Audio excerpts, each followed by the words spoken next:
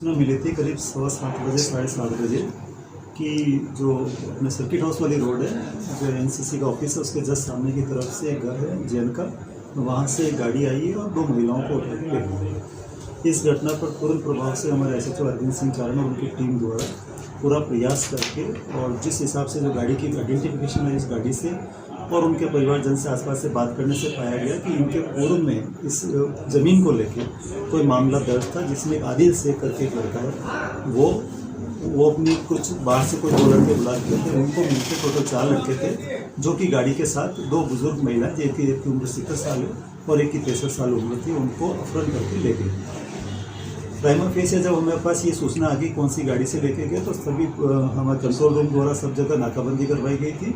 और पुलिस के द्वारा पीछा करके अथक प्रयास से जब करीब गेकल के इलाके तक जब उनको लगा पुलिस पीछे आ रही है, तो उन्होंने उन महिलाओं को दोनों को गाड़ी से नीचे उतार दिया और गाड़ी को लॉक हालात में छोड़ते हुए वहाँ से खेतों की तरफ भाग गए थे। करीब 3-4 घंटे तक पुलिस ने पीछा करके उनका पीछा किया और उसको प्रयास किया, दस्तयाब किया। जब पीछा कर रहे थे तो वो बराबर लगातार गिर पड़ रहे थे, जिससे उनके शरीर में भी चोटें आई है और चोटें आने के बाद उसको जब दस्तयाब करके लाके उनका मेडिकल करवाया गया। इस दौरान डिटेन करने के बाद में जो हमारा प्राइमा फेस अभी तक इन्वेस्टिगेशन से सामने आया कि चूँकि एक 2023 में 604/23 मुकदमा या जो अपने ये महिलाएं जो हैं पीड़ित महिलाएं उनके द्वारा दर्ज कराया गया था, उसमें आदिल शेख चाहता था कि वो जो मकान है डिस्प्यूट का, उस मकान में ये कागज़ जो महिलाएं हैं वो उसके फेवर में राजीनामा कर दे। इसका दबाव बनाने के लिए इन्होंने डॉक्यूमेंट भी बना रखे थे और वो इनको कहीं भी उठा के ले जाके किसी तरीके से इनके हस्ताक्षर करवाना चाहते थे। चूँकि जैसा कि महिलाओं ने बताया है कि उन्होंने उनके पास कोई हथियार भी था, तो अभी हम उसकी भी कर रहे हैं कि कैसा हथियार था या नहीं था, और जो गाड़ी प्रयुक्त होती है इस गाड़ी को भी हमने डिटेन कर दिया और अन्य कोई इसी प्रकार घटना में कोई शामिल अगर है तो उस संबंध में भी पॉलिटिकल और अन्य तरीके से जाँच की जाएगी। तो किसी प्रॉपर्टी को इन्होंने क्यों,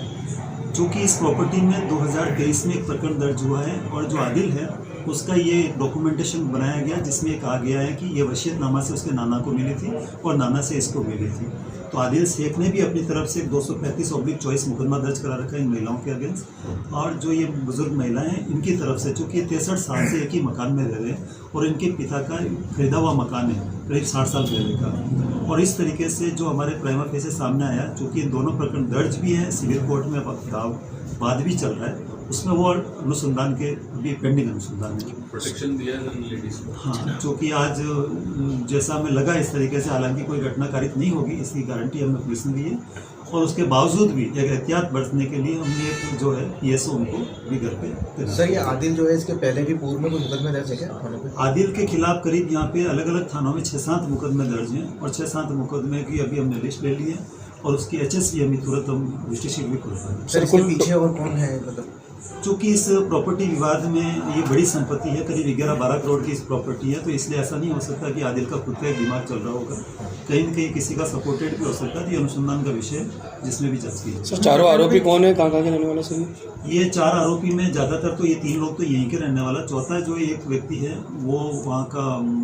रेवाड़ी का रहने वाला है, दिल्ली में रहता है, वो भी यहाँ आया हुआ था। उसका जो भांजा है रोहित, वो भी उसमें साथ में था। तो एक रोहित का लड़का है और एक इसका मुकेश जो है वो है, और एक मोइनुद्दीन है आदिल के अलावा, 3 व्यक्ति और हैं। सर, प्रोफाइल सब सारे लोग करीब ये मुकेश, मोइनुद्दीन, इन सब के खिलाफ कहीं न कहीं एक दो प्रकरण दर्ज हैं और इसमें और डिटेल जा रहे हैं। अभी सभी थानों से भी और कोई डिटेल लेंगे, आईसीजेएस में भी अगर कोई रिपोर्ट में है इनके खिलाफ पुराना कोई मुकदमे हो तो डिटेल लेंगे। जो हिस्ट्री शीट के लायक है उसको हिस्ट्री शीट खोली जाएगी। सर, प्रॉपर्टियों को लेके ही मतलब इस तरीके के काम करते थे और भी किसी चीज़ में इन्वॉल्व रहते थे? जो अभी तक हमारे पास आया इसका मारपीट करना, प्रॉपर्टी पे इस तरीके से कब्जे करने की घटनाएं कारित कर रहा है। ये भी अनुसंधान से सामने आ रहा है कि एक तरीके से फेक ये लोग हैं जो फेक डॉक्यूमेंटेशन बनवाते हैं, नगर निगम और एडीए जैसी संस्थाओं में अपना एक डॉक्यूमेंट लगवाते हैं और जो पुरानी ज़मीन है जिसके कोई मालिक अभी आसपास नहीं रहे हो उसको वो अपने नाम कराने का प्रयास करते हैं और डिस्प्यूट में डाल के उनके समझौते कराने का प्रयास करते हैं। उसी मकान को वहाँ चाह रही थी। जिस मकान में लेडीज़ रह रही है वो मकान करीब 63 साल की तो महिला, 70 साल की महिला है, करीब 63-64 साल से तो वो खुद रह रही है, उसके पिता के नाम से ये मकान है।